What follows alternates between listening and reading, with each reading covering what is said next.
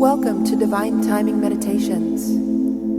This is a verse from the Tao Te Ching. Please refer to the description box below to learn more about the Tao Te Ching and how to incorporate it into your daily life. The relaxing music here will continue for a few minutes after the verse is read aloud.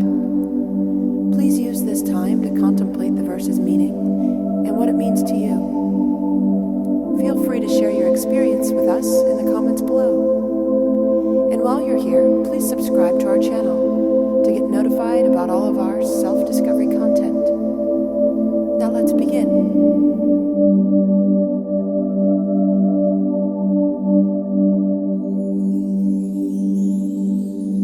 Verse 81 of 81, Tao Te Ching.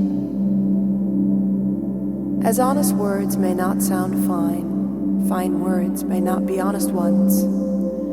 A good man does not argue, and an arguer may not be good.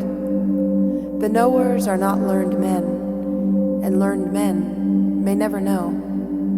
The wise man does not hoard his things, hard-pressed from serving other men. He has enough and some to spare. But having given all he had, he then is very rich indeed.